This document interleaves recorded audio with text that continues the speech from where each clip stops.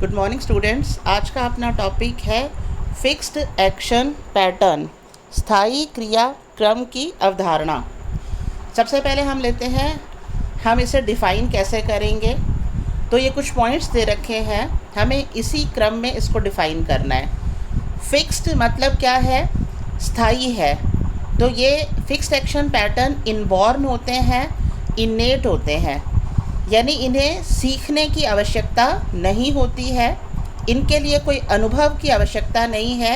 ये by birth यानी jeans के द्वारा एक पीढ़ी से दूसरी पीढ़ी में जंतु विशेष में स्थानांतरित होते हैं। तो पहला पॉइंट क्या हो गया? Fixed action pattern are innate और इनबॉर्न, यानी सहज अर्थात जन्मजात पैटर्न है, क्रिया है। ये स्पीशीज स्पेसिफिक होते हैं, जाति विशेष होते हैं, स्थायी होते हैं और स्टीरियोटाइप यानी रूढ़ प्रकार का पैटर्न होता है।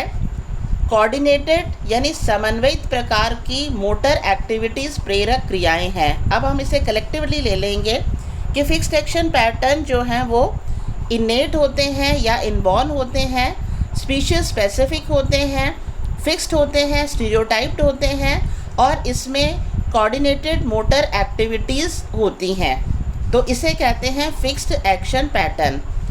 अब हम लेते हैं कि इसकी विशेषताएं क्या हैं। जैसा हमने इसमें बताया कि ये रूढ़ प्रकार के होते हैं, स्टीरियोटाइप। तो इसका उद्गम क्या होता है? जटिल होता है और इसका पूर्वानुमान लगाया जा सकता है, यानी पहले से ही अनुमान लगाया जा सकता है कि यह जाति विशेष का जंतु इस प्रकार की, इस अवस्था में इस प्रकार की क्रिया करेगा, क्योंकि ये उस जाति विशेष के जंतुओं में फिक्स प्रकार का पैटर्न है। और यह अत्यधिक जटिल होते हैं, अत्यधिक सटीक होता है और इसमें कई कृत्य जो हैं वो निश्चित क्रम में या निश्चित श्रृंखला में व्यक्त किए जाते हैं। इसके लिए किसी अनुभव की आवश्यकता नहीं है, बिना अनुभव के ये इनबॉर्न होते हैं, तो बिना अनुभव के ये अपना व्यवहार व्यक्त करते हैं।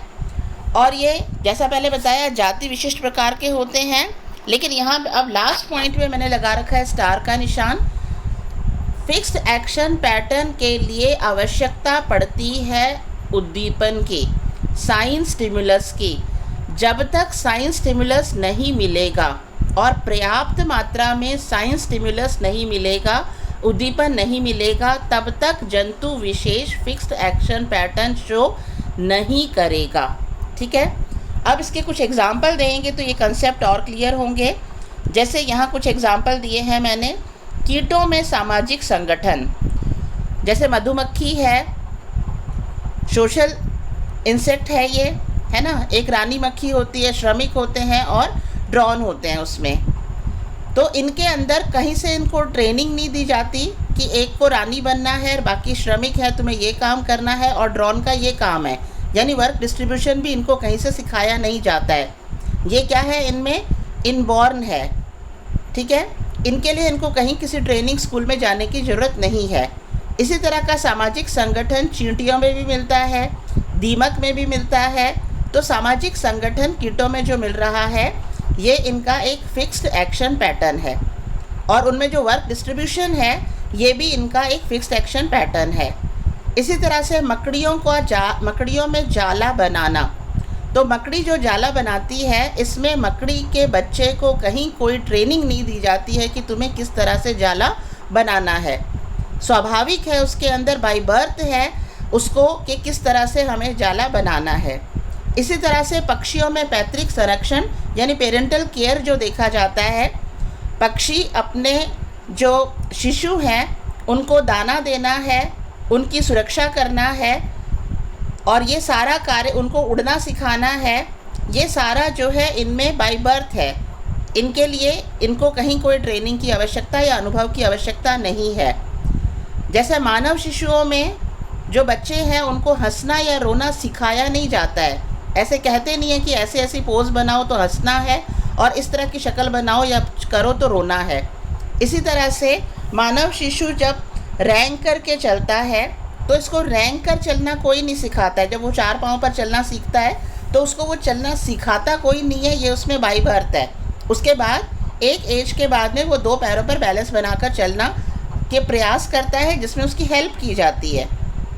और इसी तरह से प्रजनन काल में मोर नाचता है मोरनी को रिझाने के लिए, तो मोर को कहीं जो है किसी कोरियोग्राफर के पास जाने की आवश्यकता नहीं है, मोर को नाचना आता है बाय बर्थ, उसमें ये कैरेक्टर है, बाय बर्थ वो ये पैटर्न शो करता है। दर्जी चिड़िया, बया का घोंसला देखा है आपने? बया जो घोंसला बनाती है, कई लोग उस घोंसले को अपने घरों में एज ए डेकोरेटिव पीस भी यूज़ करते हैं, क्योंकि वो बहुत ही एक जटिल प्रकार की सबसे जटिल प्रकार का जो घोंसला होता है वो बया का घोंसला होता है, इसलिए इसको दर्जी चिड़िया कहते हैं, टेलर बर्ड कहते हैं। तो इन चिड़ियाओं को भी कहीं से कोई ट्रेनिंग नहीं दी जाती कि आपको किस तरह से घोंसला बनाना है। तो ये सारी जो चीज़ें, कुछ एग्जाम्पल जो दिए गए हैं, ये इस कंसेप्ट को और क्लियर करते हैं, इसकी परिभाषा को, कि फिक्स्ड एक्शन पैटर्न इनेट है, इनबॉर्न है, स्पीसीज स्पेसिफिक है, फिक्स्ड है, स्टीरियोटाइप कोऑर्डिनेटेड मोटर एक्टिविटीज़ का एक क्रम है। अब हम इसमें कुछ और एग्जाम्पल हम इसमें लेते हैं। जैसे यहाँ लिखा हुआ है, acquired behaviour is totally different from fixed action pattern. Acquired behaviour यानी अर्जित ज्ञान, अर्जित ज्ञान फिक्स्ड एक्शन पैटर्न से बिल्कुल क्या है, भिन्न प्रकार का है। जैसे इसका एग्जाम्पल है, मानव में ध्वनि उत्पादन यानी साउंड प्रोडक्शन तो क्या है, फिक्स्ड एक्शन पैटर्न है। Sound production fixed action pattern है, लेकिन भाषा का ज्ञान उसे सीखना पड़ता है, तो भाषा का ज्ञान अर्जित करता है वो, तो भाषा का ज्ञान उसका अक्वायर्ड कैरेक्टर है, अक्वायर्ड बिहेवियर है, जबकि ध्वनि का उत्पादन उसका फिक्स्ड एक्शन पैटर्न है। आप लोगों ने जैसे टार्जन मूवी में दिखाते हैं, तो टार्जन में क्या था, वो बचपन में ही अपने माता पिता से बिछड़कर जंगल में रहता है, तो जिसके कारण उसको भाषा का ज्ञान, जो हम भाषा यूज़ करते हैं, हिंदी, इंग्लिश, मराठी, गुजराती, जो भी भाषा है ना, वो ज्ञान नहीं है उसको। तो उसको कौन सा ज्ञान है, वो जंगल में जानवरों के बीच रहकर उसकी परवरिश हो रही है, तो वो जानवरों की भाषा सीखता है और जानवरों की भाषा ही जो है वो समझ पाता है। तो भाषा का ज्ञान तो क्या है, अर्जित क्रिया है, जबकि आवाज़ या ध्वनि का उत्पादन उसके अंदर फिक्स्ड एक्शन पैटर्न है। कुत्ते को भौंकना कोई सिखाता नहीं है, बिल्ली को म्याऊं म्याऊं करना कोई सिखाता नहीं है ना। हर प्रकार का पक्षी अपनी ही तरह की जो साउंड प्रोड्यूस कर रहा है, तो उसको उसके लिए कहीं से कोई ट्रेनिंग नहीं लेनी पड़ती, वो उसमें इनेट है। तो acquired behaviour is totally different than fixed action pattern. यहाँ कुछ उसके एग्जाम्पल हैं, जैसे लॉरेंस ने ये उदाहरण दिया है ग्रे लेग गूस का, ये उदाहरण दिया है grey leg goose. Grey leg goose जो पक्षी होता है, ये अपना अंडा बनाता है समतल मैदान में। ये चार जो पिक्चर्स दिखाई गई हैं, ये अपना अंडा बनाता है ये अपना घोंसला बनाता है समतल मैदान में। अब समतल मैदान में घोंसला बनाकर ये अंडा देता है, तो घोंसला समतल है, इसीलिए अंडा लुढ़क सकता है, बाहर जाता है। तो इसका स्टेप बाय स्टेप क्या होगा इसमें फिक्स्ड एक्शन पैटर्न, जैसे ही इसके घोंसले से अंडा लुढ़केगा, तो यहाँ ये उसको पहले देखेगा। इसने अपनी गर्दन ऊंची करी और उसको देखा, तो देखना मतलब अब इसमें क्या है, उद्दीपन, साइन स्टिमुलस, क्योंकि स्टिमुलस जब तक प्राप्त नहीं होगा, पर्याप्त मात्रा में स्टिमुलस जब तक प्राप्त नहीं होगा, तब तक फिक्स्ड एक्शन पैटर्न भी शो नहीं होगा। तो साइन स्टिमुलस क्या है, यह अपने जो अंडा लुढ़क कर बाहर गया है उसको देखता है, तो साइन स्टिमुलस मिला। देखने के बाद यह उस अंडे के ऊपर अपनी चोंच रखता है, यहाँ इसमें दिखा रखा है चोंच रखता है। उसके बाद एक विशेष क्रम से अपनी गर्दन और चोंच से बैलेंस करते हुए अंडे को लुढ़काते हुए अपने घोंसले में वापस लेकर आ रहा है। तो ये इसका फिक्स्ड एक्शन पैटर्न है, ये इसका क्या है, फिक्स्ड एक्शन पैटर्न है ग्रे लेग गूस का। ठीक है, तो यहाँ पर एक क्या हुआ, क्रमबद्ध तरीके से कार्य हुआ। ये हाईलाइट किया गया है जो रेड कलर से, every species has a repertoire of stereotyped behaviour, यानी स्टीरियोटाइप्ड है, रूढ़ प्रकार की क्रियाएं हैं। इनेट है, कहीं से सीखना नहीं पड़ता। स्पीशीज टिपिकल हैं, हर जाति के जो सदस्य हैं उनमें ये विशेष प्रकार का फिक्स्ड एक्शन पैटर्न पाया जाता है। और फिक्स्ड एक्शन पैटर्न कब तक नहीं होगा? जब तक साइन स्टिमुलस नहीं मिलेगा। यानी फिक्स्ड एक्शन पैटर्न को शुरू करने के लिए ट्रिगर का काम करता है साइन स्टिमुलस। तो ये एग्जाम्पल दिया लॉरेंस ने फिक्स्ड एक्शन पैटर्न का एग्जाम्पल ग्रे लेग गूस के ऊपर। यहाँ दिखाया गया है मोर नाच रहा है मोरनी को अट्रैक्ट करने के लिए, ये भी फिक्स्ड एक्शन पैटर्न है। यहाँ ये एग्जाम्पल दिया गया है 3 स्पाइन स्टिकलबैक। 3 स्पाइन स्टिकलबैक जो फिश है, इसमें जो मेल होते हैं उनका बेली वाला जो भाग होता है वो रेड कलर का होता है, और फीमेल जो है वो उसका बेली वाला पार्ट रेड नहीं होता है। तो प्रजनन काल में, स्पेसिफिक टाइम प्रजनन काल में मेल क्या करता है, अपना जहाँ इसका घोंसला होता है बनाता है उस वाले टेरिटरी में दूसरे किसी मेल को अंदर एंटर नहीं होने देता है। जहाँ इसने घोंसला बनाया है प्रजनन काल में, वहाँ दूसरे किसी स्पाइन स्टिकलबैक को एंटर नहीं होने देता है, मेल को एंटर नहीं होने देता है। ठीक है, तो यहाँ पर ये देखो, fixed action pattern is a sequence of unlearned acts linked to a stimulus.